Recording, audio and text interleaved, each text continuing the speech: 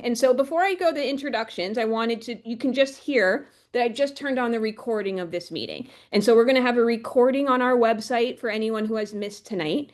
You might have seen that you are muted upon entry, but our chat box is open.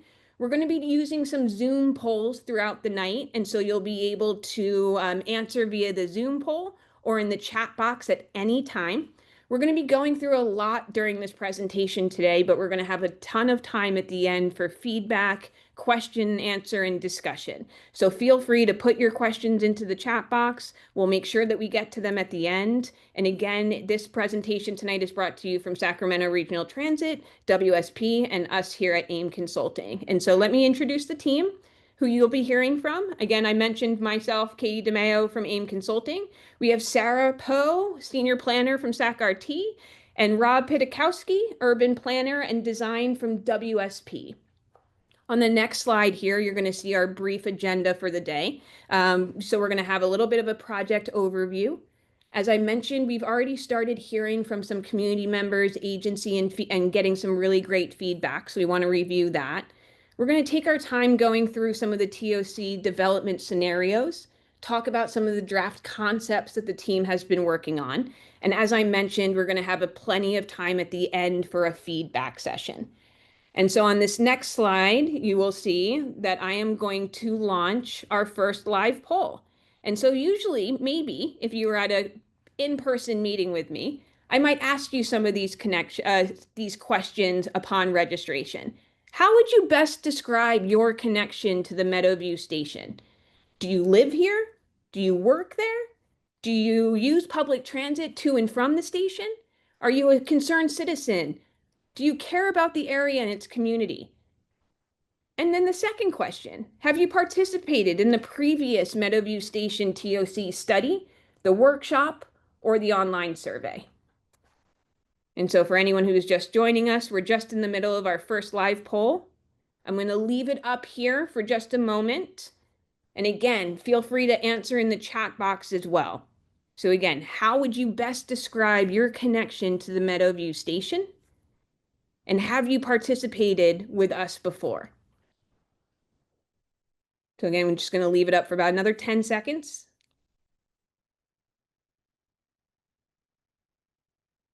All right. Awesome. So mostly everyone participated. As I share the results, you can see that half the people here care about the community, the area, and about 25% are a concerned citizen. We have people who have worked here, and we have about 88% of you who are new to our study here today. So with that, I'm going to turn the lights back on in my office. It just went off, and I'm going to hand this meeting over to Sarah Poe. Thanks, Sarah. Thanks, Katie. Good evening, everyone. My name is Sarah Poe. I'm a senior planner with SacRT and the project manager for this study. I'm happy to be here this evening, grateful for the turnout. As Katie mentioned, this is our second public meeting for the Meadowview Station TOC study.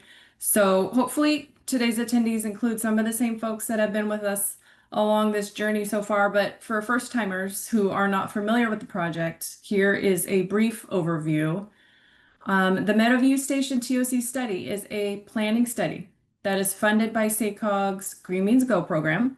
We are studying not only the Meadowview Light Rail Station, but we are assessing the entire site around the station, including the current infrastructure and capacity, and really conceptualizing what we can develop here to increase and support more housing in the community. Probably a lot of you know that the station itself is surrounded by lots and lots of parking spaces. Most of that parking is not utilized anymore since the light rail was extended to Cosumnes River College 10 years ago. So this study will propose some better uses for all that space.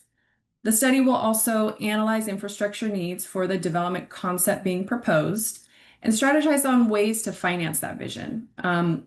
We cannot do all of that without input and direction from the community. This project was planned from the beginning with community collaboration as a key piece and giving the Meadowview community a place in developing this study. So thank you all for collaborating with us by just being here this evening. Next slide, please. The overall vision of this study is to accelerate and support housing in South Sacramento by transforming the underutilized parking lots around the station into a vibrant, transit-oriented, transit-supportive community. That is what this study is aiming to do, and the goals will help us get there. We have and will continue to assess joint development feasibility, which looks at the utilities and what might be needed to support this proposed concept. Establishing a unified TOC vision will make this study a meaningful one and one that will really help guide us as we get ready to move into the next step of redevelopment. Next slide. Okay, this slide gives a snapshot of the project tasks and schedule. It clearly shows that while the project team is working on the various tasks that will make up this study, we have been and will continue to be engaging with others, sharing our progress along the way, getting insight to help guide us throughout the life cycle of this project. We kicked it off in February, dove right into assessing the site, doing market research and analysis. About halfway through that work in April, we met with our technical advisory group to get some insight and advice on what we had done up to that point and where we were headed to next. June and July were heavy outreach months. We met with a community advisory group in June, which really kickstarted that concepts task. And we published the first community survey in early July to get a little more insight about community wants and needs. And we had a public workshop in late July where we put some design scenarios on display for people to comment on, to tell us what they liked and didn't like about each one. We published a survey in August and September to continue the public workshop just a little more, continue to find out what folks liked and didn't like about those design scenarios. And we are now in November at our second workshop. And you can see that we've spent the months following that heavy outreach period with more work on the design concepts, getting started on feasibility and funding part of the study. We did meet again with our technical group just last month in preparation for this workshop. The results of that meeting helped us polish up some of the information that we're sharing with you today. And we anticipate sharing a draft study via the webpage in January and finalizing it in February when we take it to the board, the SacRT board. Next slide. The first public workshop in July was really geared towards introducing the project and sharing some design scenarios, which Rob will talk about in more detail in just a few moments. At that workshop, we saw about 15 to 20 attendees.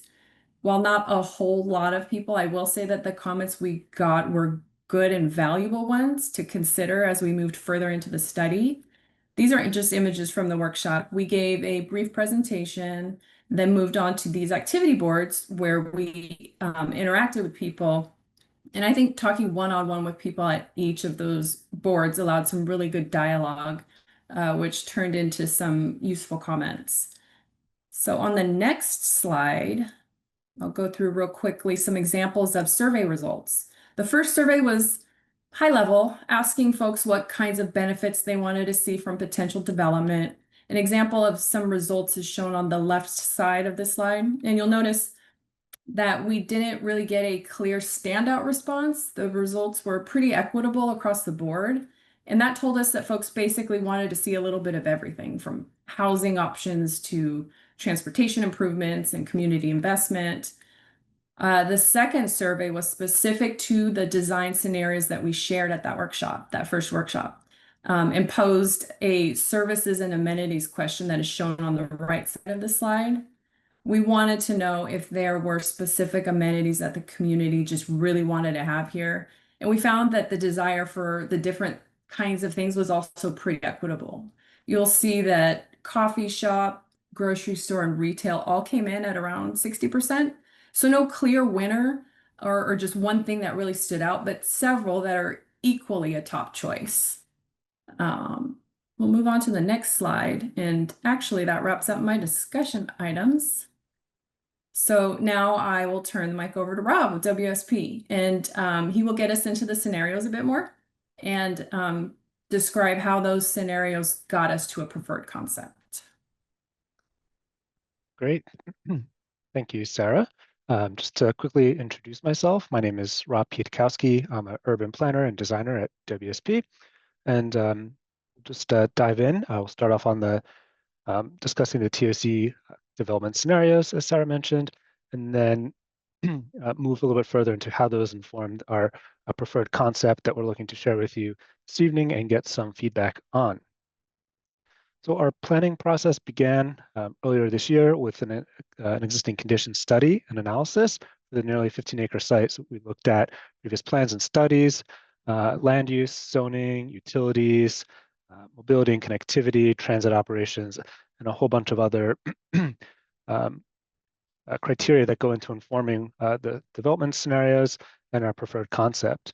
Um, all that kind of gets summarized here on this site opportunities and constraints diagram, where we show key site access and connectivity, transit operations, the open space, and some of the adjacent development that's been approved next to our site. So with the existing conditions as a foundation, we prepared three development scenarios to really explore and test how the Meadowview Station area could evolve over time. Before we dive into those three scenarios, just kind of want to go over a few items that are consistent across all transit-oriented communities or transit-oriented developments. These three components are mobility. So you can see here in this example diagram, we show the elements that kind of inform that, whether it's pedestrian, vehicular, transit, um, and shared use paths. The next is development. So you'll see we have four different colors here, ranging from the different types of residential development from low, medium, and high, as well as red color under the commercial label, which includes a bunch of different items such as retail, restaurants, services, as well as other community amenities. And then the third component, the third layer, are amenities and infrastructure. This includes different utilities, the stormwater detention area, and open space. And each of the development scenarios have to balance these three layers in terms of densities, accessibility, livability in a way that supports both the transit function of the site as well as community needs. And you'll see these same elements shown in different patterns on the next slide. So based on our existing conditions analysis, we developed these three different TOC development scenarios. Each reflects a different level of change and investment that might be possible. And we used these and presented them at our previous workshop, as well as posted them to the website to really get input on different elements that people liked or didn't like, and to test what might be possible. Scenario one on the left represents our baseline transition. This maintains a lot of the existing infrastructure as is and looks to add some new uses such as housing and commercial on the surface parking lots. Scenario two represents moderate change. This one involves making some more changes to the transit infrastructure, involves a little more effort, a little more time, and a little more money. And it also explores the possibility of having a little higher densities. You can see the orange color appears here, which represents taller buildings and a little more residential use. And we also took a look at expanding the transit plaza and different ways of connecting to the trail network. And the third scenario is the transformative one. This one involved the most change. In this scenario, we explored extending Meadowview Station Drive up through to the neighborhood to the north, creating a newer park, and really showing what might be possible with more development. This scenario represents the most change, which then comes along with highest amount of cost, most complexity to manage the different changes, as well as the longest time frame. So as I mentioned, these three scenarios were presented at our first workshop and also online. And through that process, we gathered a lot of feedback. We took all that, and that really helped us to develop and informed our preferred concept, which is what we'll focus on for the rest of tonight's presentation. And the comments received were basically what people liked or didn't like, or just general input on each of those scenarios. And that allowed us to test ideas and get feedback on housing, densities, parking, public realm and open space, different uses, and other key concepts. Right. And so with that as kind of a little bit of background and the things that we presented before, I wanted to introduce our preferred TOC scenario. And this was based on the community input, stakeholder input, and market analysis. You could see the same types of things are shown here as in the development scenarios, but they're arranged a little bit differently. We didn't just pick one development scenario and move that forward. We kind of took elements that were popular and worked across the three different ones and combined them here and made other refinements. So you'll see things that might look a little bit similar to each of the other three previous development scenarios. So in this one, we have the existing bus loop and bus bays that are preserved. Parking is provided, about 200 spaces, and it's intended to remain flexible and to be functioning as a joint use shared parking between the transit needs and various development needs. And we also introduce a mix of residential densities and types. You can see at the top towards the north, there's the lighter yellow color, which represents three-story buildings or lower density, and then closer to Meadowview Road at the bottom, some higher density development. You can also see some new trail connections and the dashed lines, as well as the solid lines representing different vehicular access. And we'll go into a little more detail on each of these layers across the rest of the presentation. Also, the stormwater detention as a green buffer remains at the north to help transition from the existing developments and communities to the Meadowview site. And also wanted to really point out here that the site and the plan that we're sharing with you for our draft preferred TOC scenario really respects the existing utilities on site. We have a large storm drain here, a natural gas line underground, and some overhead electric lines. And so we've worked through and adjusted the concept to really respect these, to allow those to remain in place. And this was done for a number of reasons. One was to reduce overall costs, as well as reduce complexity and reduce implementation timeframe. Right. So let's take a look now. We'll zoom out a little bit at what this preferred TOC scenario might look like. So here we are looking at the site today, existing conditions, the station, Meadowview stations, towards the top of the screen. At the bottom, we see Clover Apartments, which is a future approved development. And then in the middle are our station area. So we can now imagine what the station area could be like. So here we have taking those ideas that we shared on the previous slides in the framework, showing the different colors, and start to kind of visualize it a step further in terms of what this draft TOC concept could look like, and to start speaking to some of the previous elements and how they could be allocated on the site. So some of those key things we mentioned, you can see here. We have a mix of residential densities and building types across the site, flexible joint use parking in the middle, expanded community spaces, the existing bus loop and bus bays remains. We have also stormwater detention as a green buffer to the north. So let's take a look from another direction. So here we're looking above Meadowview Road, looking north. And from here, we get a little bit of a different perspective of the site and what could be possible as part of this draft TOC concept. So you can see some other elements that we talked about earlier, how we integrated the existing utilities and easements into the site. So instead of just having them as empty spaces, we really look to take advantage of those to make it a more interesting and connected community space. So here, where the gas line is, we're showing what could be possible with the Gateway Plaza and entranceway and pedestrian walkway, as well as improving multimodal access on the existing station road, and making sure that the concept remains flexible.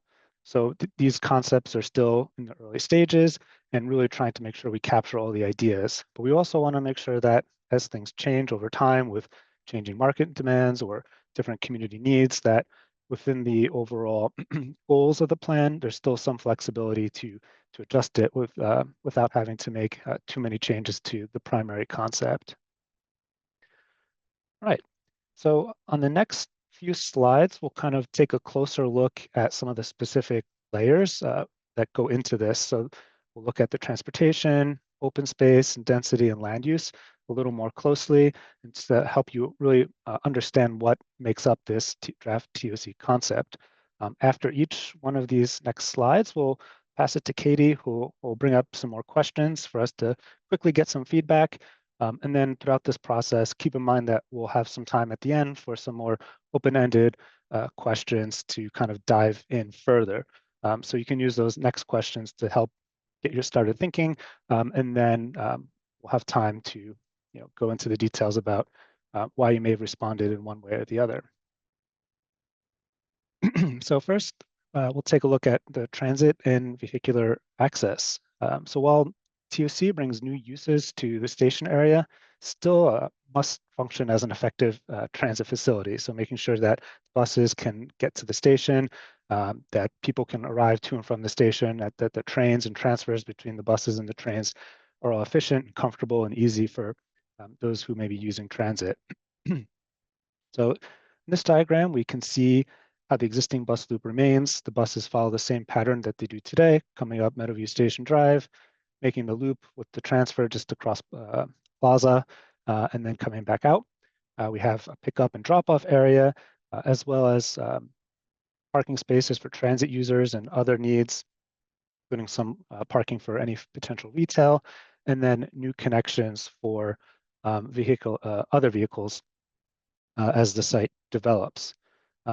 On the next slide, we'll take a look at ped and bike connectivity. First, going to pass it to Katie for a polling question. Awesome. Thanks, Robert. Yeah, so I'm going to jump in a couple of times through the next presentation or next section of the presentation to talk a couple of questions. And so the first I'm going to launch on the screen, how do we feel about the proposed transit and vehicular access improvements? Do you love it? Are you somewhat supportive? Are you neutral? Do you have some concerns? Do you not support it whatsoever? If you have any other feedback, feel free to put it in the chat. And again, we can come back to it during our feedback session. Looks like some people have some concerns, some are somewhat supportive. 2 people love it. I'm going to wait until we get the last couple people in and share our results. Sometimes Zoom, you can see them now. All right, we got some people in. So as you can see, as you share the results, half are somewhat supportive, so that's great. Some have some concerns, some love it. So I'm really excited to dive back into this during our feedback session. And again, feel free to put any clarifying questions you might have or feedback into the chat at any time. Back to Robert. All right. Thanks, Katie. Next, we'll take a closer look and explore more of the multimodal elements, specifically pedestrian and bicycle connectivity. Meadowview Road today has bike lanes, and different plans have various proposed improvements for bike routes and bike lanes on other nearby streets, including Detroit Boulevard, as well as Meadowview Station Drive. Throughout our engagement process, we heard clearly that people want to be able to access the site by walking and biking, so we've explored ways to incorporate and expand upon the existing shared use path that runs through the site today. So you can see these wide orange lines represent proposed shared use paths connecting from the neighborhoods to the north down to Meadowview Road and the proposed bike facilities on Detroit Boulevard. These also tie into existing trails that run parallel to the rail lines and making sure that there's multiple ways to safely bike to the station itself, as well as the new uses. We also have these little pedestrian icons illustrating some of the existing and proposed pedestrian access points that are in addition to the shared use paths. So you can see new sidewalks along Meadowview Station Drive, as well as the passageway from Meadowview Road up through the middle of the development that'll get you to the bus loop and the transit station. Next, we wanted to quickly take a look at Meadowview Station Drive. This is a really key feature of the concept, and it's reimagined here as a multimodal connection. You can see on the top, we have the existing section, the existing conditions, typically, of what this roadway looks like. You have 3 travel lanes going south, 2 going north, and then a 6-foot or so sidewalk along the eastern side. And the proposed improvements envisioned as part of the study really kind of shift this and still accommodate vehicular traffic, but expands it to be more encompassing and inclusive of those that might be walking or biking as well. You can see the shared use path we talked about earlier on the west side here, and then a wider sidewalk adjacent to the proposed developments on the eastern side. Travel lanes are right-sized so that they can accommodate buses to make sure that they can run unimpeded to and from stop, but also not too wide and such that they encourage speeding. And we also explored the possibility for on-street parking. This provides a number of benefits. It can help buffer pedestrians who might be walking on the sidewalks, as well as also encouraging drivers to go at the speed that's appropriate for a place where there's pedestrians and transit users. And the other key feature I wanted to call here is that there are a lot of really great existing trees. And so we want to make sure that these street trees can be maintained as part of this concept. All right, and with that, I pass it back to Katie for our next polling question. All right. Now, how do we feel about these pedestrian and bicycle connectivity improvements? Please put it in the chat if you love it. Are you somewhat supportive? Are you neutral? Do you have some concerns, or if you don't support it? And again, I apologize that my chat is only giving you 3 options, but if you are neutral or if you have some concerns, please put it in the chat.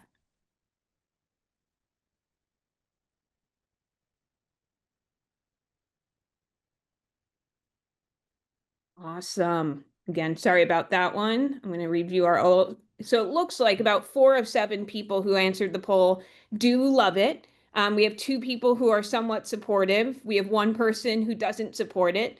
And I'm excited to get back into that in the chat. All right, thank you, Katie. All right, moving on. Want to now take a look at open space. Today, the site is mostly surface parking lot, paved, hardscaped, with some trees. There is some green or grassy spaces on the west side. And so this plan, while proposing new development, also wants to incorporate and looks to incorporate different types of open spaces. You can see here, there's the linear park, which is running along the western edge of the site underneath the power lines partially, and also is the location of the proposed shared use path. Stormwater detention area in the north is proposed to be reimagined as a stormwater park, something that might be a little more accessible, as well as more pleasing aesthetically with different landscaping. Throughout the entire site, you'll notice that there's different sizes and shapes and types of green spaces, residential courtyards of various types behind buildings for residents, ones in front of buildings for both residents and visitors, and these can be serving of all different types of uses. And we also expand the transit plaza in this concept. There's the existing farmers market and potentially other community events. So the concept wants to be able to provide a space for those to continue and support them in their future growth, and really centering them as a key component of the future community at the station at TOC. Right. With that, we'll pass it back to Katie. Let me see if I can get a better one here. We're back into our normal polls. So sorry about the last one. So this one is about the open space. How do you feel about the proposed open spaces on the site? Do you love it? Are you somewhat supportive? Are you neutral? Do you have some concerns? Do you not support it? And then what open space amenities do you think are going to benefit the community most? And you can select all that apply. Is it a play area or a playground? Is it a community garden? Is it a rooftop garden? Is it a private, semi-private courtyard? Is it a plaza? What about some shaded seating areas? Maybe there's some other ones that you haven't thought of yet. Put those in the chat. And so again, let's see some responses come in here. We're going to pause on this for a moment just because we have 2 questions here and you might be thinking about some amenities.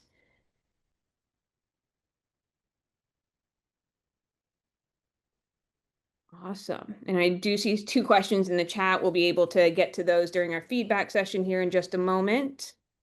But I'm going to wait for at least one more person to answer, and we will be rolling. All right. So as I share the results here, you can see 43% love it. 29% are either somewhat supportive or neutral. So I'll take that all day. And then when it comes to open space, what kind of amenities? It's looking about 67% either love the play area, the plaza, the shaded seating areas. We also have some support for the community gardens. So we would love to hear more about these amenities during our feedback session. But thank you so much for answering the poll, and I'll hand it back to Robert.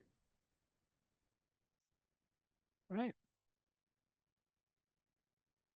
So moving on to our next and final diagram to really explore the concept. This one takes a look at the development component, specifically the density and land uses. So the colors that we were looking at on the concepts earlier on the 2D maps show up here again. So the yellow represents residential. You can see it's in the both on the left and right side, or the north and south sides of the site. In this particular concept, there's about 290 or so units. I mean, this can vary, but just to give you a sense of the size and scale. We have taller buildings located near Meadowview Road, allow us to get a little more density in. And then as it moves closer to the residential neighborhoods to the north, those heights and densities go down. Here we're showing about 3 stories before we get to the stormwater park or detention area as the buffer, and then to the adjacent neighborhoods. For retail and community services and amenities, those are indicated in the red color. And you can see that those are in essentially 3 different spots. There's the 2 callouts for the standalone buildings, one along Meadowview Road, one a little bit closer to the station itself. And then the taller building along Meadowview Road in this concept is shown as a mixed use building with ground floor retail or commercial or amenity space. This is to really capture the high visibility along Meadowview Road, as well as to keep the activity both there, where retailers like to have visibility along key frontages, as well as supporting more activities closer to the Meadowview Station plaza itself. And then, these are just really high-level concepts. A lot still will go forward as the planning process proceeds to really determine what those types of commercial amenities might be, what the actual mix of residential types would be between market rate, affordable, workforce. Right now, we're trying to understand the levels of densities and intensities that might be appropriate. And as we continue the process, we'll start to kind of refine the rest of the details and specifics for what those recommendations should be for this plan. I'll now pass it to Katie to walk us through our final set of polling questions. Last one, guys, last one. All right, so when it comes to density and land use, how do you feel about the proposed housing density at the Meadowview Station? Is it appropriate? Yes, it feels about right. No, the proposed density feels too low, or no, the proposed density feels too high. Then for the second question, how do you feel about the proposed housing types? Townhomes, apartments, mixed use? Do you love the mixed use of housing types? Are you somewhat supportive? Are you neutral? Do you have some concerns, or you don't support the proposed housing types? And so I'm going to allow just a minute to get everyone's answers, because I know we have 2 questions. But this is the last of our polling questions for tonight. So I appreciate you all giving us some really good feedback here. And so again, we're talking about density and land use.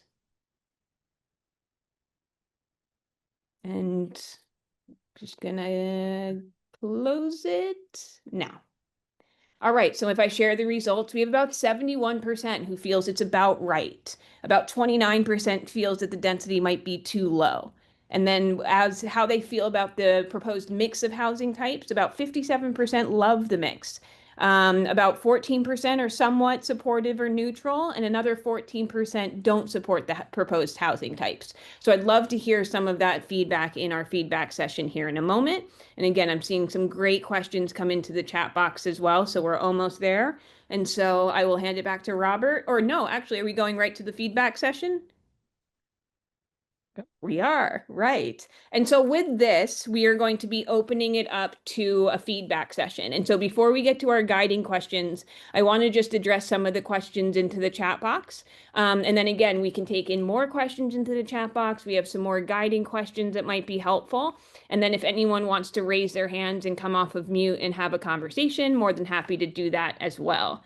And so Anthony started off the conversation and asked, is there a need for a play space or a parklet? Which I think is a great question. Yeah, so as for the need, I think we heard from the community that there is some desires for various types of open spaces, including areas for playing. In the concept on the open space diagram, we do have a lot of different locations where that could be possible.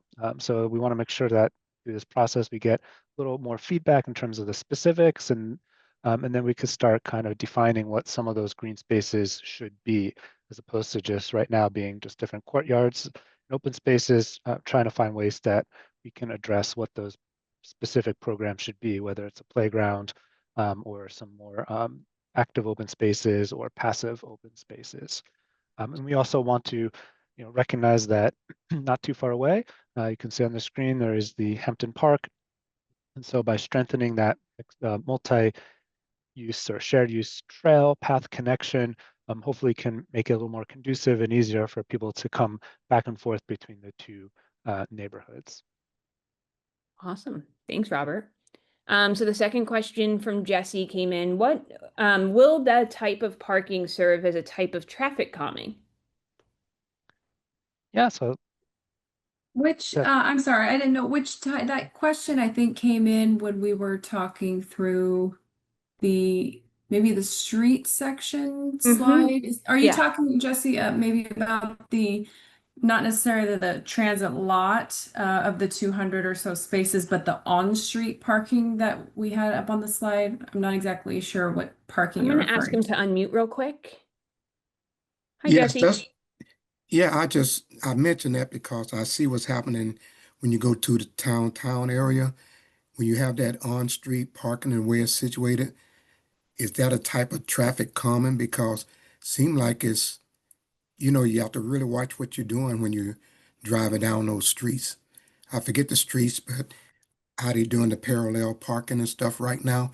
It just seemed like it's just not hard to navigate, but you really gotta be on your P's and Q's to not hit one of those that are, park horizontal like that. So was that a type of traffic calming that you was going to try to use that as, yeah, if that so makes any sense? yeah, no, that makes sense, and that's a great question. Um, so I'm happy to respond to that, Sarah, if that's right with you. Yep. Right. So in many places, yes, on-street parking is used for a multitude of reasons. One is for parking. The other is to help calm traffic. Basically, when you're designing a street, you have things that are kind of in your field of view, your direct field of view, specifically things that are a little more vertical, whether it's a parked car, street trees. Those can help sort of subconsciously inform drivers that they need to, as you said, pay a little bit more attention, uh, be a little more ready for things that might pop up or be a little unexpected, and it helps encourage people or most people to drive a little slower. Doesn't mean slow, but not 45 miles per hour, where there's this, and especially in a place where you have pedestrians that may be walking to and from the station or some of the new uses that might be there. So on-street parking is many times used in part for a traffic calming purpose. Okay, thank you. Awesome. All right. So another question that came in was from Julia, which Tracy, I see you started to answer in the chat. I just wanted to make sure there was no more clarification.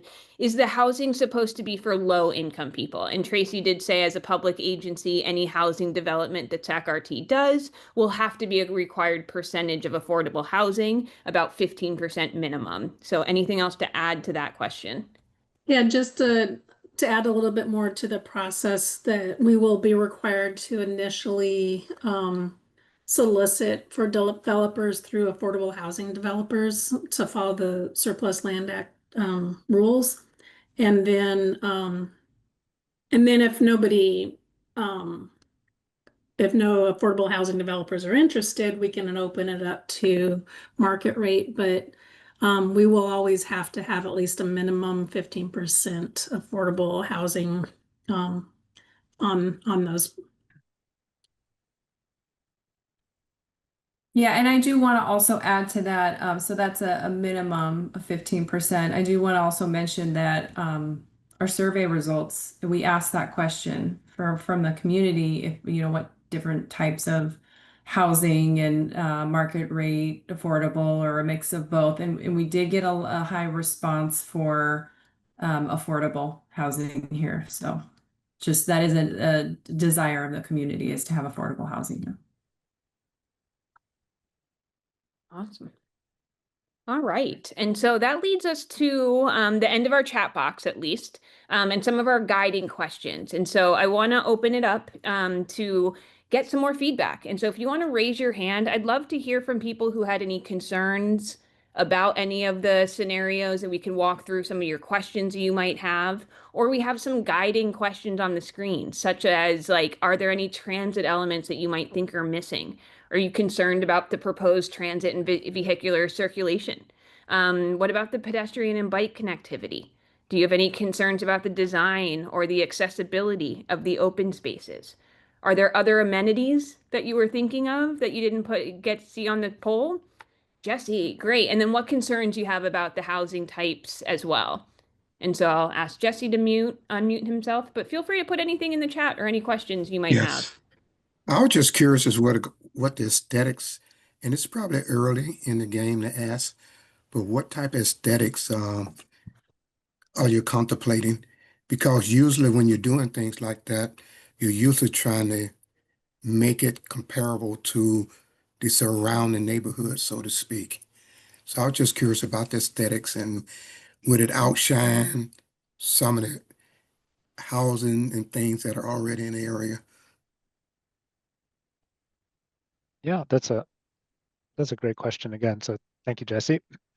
So as part of this process, we'll start making recommendations as terms to some key urban design criteria, such as how buildings have to, relate to the streets, relate to public spaces, how they should have, active ground floors, and things along those lines.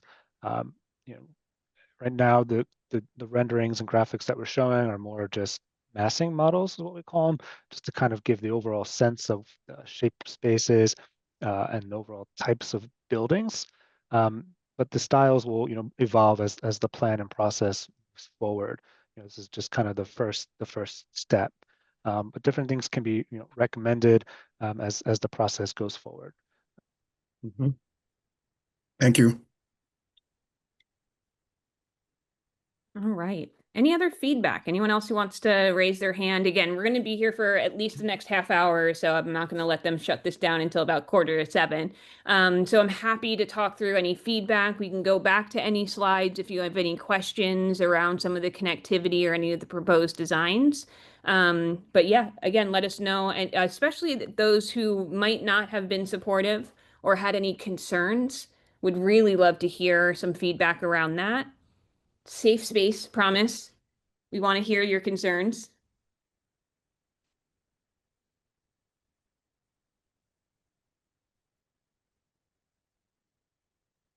Yeah, Jesse, we'll talk to you all night. Well, actually, I was just wondering, I'm looking through the participants and trying to see, is anybody here from Hampton Station? Because I know some was concerned, knew about the influx of traffic, even though there's supposed to be a TOD type situation. So I would say that I don't know how many more of these that you're going to have, but it'd be nice to reach out to some of the residents from Hampton Stations, get their feedback about it, especially Miss Effie Gant, you know. It's a great idea, Jesse. Yeah, we definitely want to get some local perspectives and get people involved in every turn. I'm sorry, can you repeat the name of the organization you just referred to? Katie, are you familiar with what he's talking about? Hampton Station Neighborhood Association. Yeah, it's the neighbor, It's there's a neighborhood association next to the Hampton Station. Hampton Station. Okay. Yeah, that's pretty active as well. excuse me. That's a great idea, Jesse. And again, yeah, locals' perspective is fantastic and great. We want to make sure that we get them on board and get some of their feedback and hear what they have some concerns around their station and how it can apply to ours as well. Okay, thank you again. Thank you. Julia had a great question. She was just wondering if the buildings can provide a sense of community for the people living there. It's a good question, Julia, and I might want to ask in terms of um, are you thinking more along the time in terms of the types of uses that might be in the buildings or the architectural styles of the buildings? Um, you know, in the concept that we were sharing, go back to it. All right. We're trying to include a variety of building types and building sizes. Right now we haven't really gotten to looking at like specific architectural styles, but really focusing on the types of places and spaces that we might be making. You can see that there's variety of um, open spaces or green spaces for both residents as well as visitors, and then trying to make spaces that are comfortably shaped so that use the buildings to sort of help shape and create an outdoor room where you kind of have a sense of enclosure, but still have good sight lines to areas that might be a little bit further away. So you can almost imagine that this could be an area for some seating or outside dining. If something came in here that could use that space and just really start to be a more prominent pedestrian entryway. We do have one here existing today, but looking to expand upon connectivity with another access point, as well as trying to bring more activities closer to the transit plaza. Today, the transit plaza is a large, nice space with a lot of trees and lighting, but there's not as much happening right next to it. So by bringing some of these buildings, especially potentially a commercial or community amenity building here next to the transit plaza, we can try to encourage a little more activity, a little more vibrancy, and try to help support some of the community activities that might be starting to come up today, such as the farmers market, but really trying to make those a little more consistent throughout the week and times of days. So we're trying to bring some more activity to these shared public spaces. Awesome, Robert. I think you just answered her second question in there. Will the arrangement of the buildings be conducive to people interacting, for example? And I think that that's what you were just explaining with how best to arrange so that that happens. Yeah. So we're trying to create spaces that are useful sizes, but also shape them so that they're comfortable for people to be in, both from a weather perspective as well as from the physical size of the space. And then, yes, try to focus specific uses in specific places to help bring a little more activity to those areas. Awesome. Thanks, Robert. All right. And again, we did have some people that had some concerns around the transit and vehicular access and around the pedestrian and bicycle connectivity. And so again, if you feel like, yeah, we're going to be here for another about 15, 20 minutes. And so if you want to put any concerns in the chat or any future amenities, future events, future things that you want to see happen here, we just want to make sure that we are leaving enough time for feedback and hearing from you all. Yeah, I mean, this is still a draft concept. Took a lot of feedback from our previous events and surveys, did our best to incorporate it and present back the things that we heard from you in the form of this concept. So this is another opportunity to get additional feedback, make sure that we're representing things that you previously told us correctly, and we'll have time to help refine this concept as we move forward through this process. Great.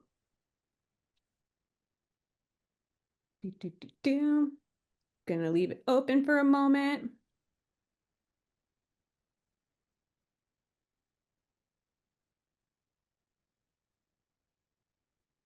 Anyone? And again, we will close it down a little bit early here tonight because again, we did finish presentation, not getting a ton of feedback, but we want to make sure that if you guys want to come off mute, leave feedback. Sarah, if you want to put your contact information into the chat. I was just gonna say that, yeah. I'm also really interested to hear if folks do have concerns. I saw some of the polling questions come up. Um, if there's a concept in here where someone feels they're not very supportive of or thinks is missing something or has concerns, I'd be very interested to hear what they are. Like Rob said, we're still refining it. This is the whole point of having a public workshop, is to get this kind of information from the community. We want to make sure we get things right in the study. So I'm going to put my contact information in the chat and just send me an email. Send some comments or questions or thoughts anytime. Absolutely. And we did just have someone join us. And so for the person who just came in, thank you so much for joining. Let's go back just to our proposed concept. And Robert, I'm going to ask you to do like just a 30-second high-level overview of it, just to give Colette, I believe, who just joined us, a little bit of an update of where we're at. Colette, we're getting feedback around the transit, the pedestrian and bicycle connectivity, some of the open spaces and amenities, but we're just so excited to have community members giving us feedback here tonight. So let's give you just a little preview. And if you have any questions, just feel free to let us know. We're gearing towards the end. It's getting a little quiet in here, Colette. So I just want to give you some time to ask some questions. Oh, you were on before. Okay, fantastic. We don't have to go through it. Oh, Larry asked, is there a plan on phasing? Colette, sounds good. I just wanted to make sure that you got the information. Yep. All right. So again, that's a good question, and there will be a phasing plan, recommended phasing plan.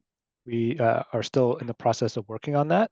Right now, we're refining the concept, and then we'll be doing cost estimates and exploring some more of the financial details and implementation steps that will be needed to help take it from these drawings to the next steps and implementation. And part of that will be recommendations on how to phase this. That'll recognize current uses of the site, take in consideration market realities and conditions, and what other opportunities or implementation tools might be available to help move some things along faster than others. So that'll be part of the plan, and we're it's the next step of our process. Yeah, and that task, that part of the plan that we're going to spend the next few months working on, when we have a document, a report, a draft of it, that we will share it online to get people to review and give some feedback on those last few tasks that we do that are part of the study. So some more alerts and notifications will be sent out to everyone who's been involved in the engagement so far. So we'll let you know when that information is available for you to take a look at too, and that'll be online. Do we have any overall timeline for this project? There was a project schedule slide in the very I beginning. thought so. Can we go back to Yeah. that real quick and just kind of walk through that a little bit? Yeah, so in November, we're taking this draft concept to the second public workshop. That's where we are today. We still, as you can see in the bottom part of the graph, we're still working on that financial feasibility and funding strategies that Rob was just talking about. That'll include the phasing question. So that should be wrapped up around the end of the year, beginning of the next year, at which time we'll have a draft document online for review. So tentatively, we're looking at January to have something online. And I think Larry is also asking about just development in general, like what a timeline would be. And, as we all know, the market's a bit slow right now. There's the Clover development that's next door to us that I believe has their entitlements. But they've even been slow and getting going and stuff. And so we'll just have to see how it goes. Thank you, Tracy. Awesome. So again, with the last like 5-10 minutes of this, I just want to make sure that we're getting any questions, any feedback. You have Sarah's contact information. You can reach out to her or myself with any additional feedback or any other conversations that you might want. Again, we're going to post this presentation and the video onto the website. So if anyone has missed this, please have them join that or watch the video and see the presentation. Then they can email us from there. But again, it's just been really nice talking to you all. I really appreciate the feedback on the polls.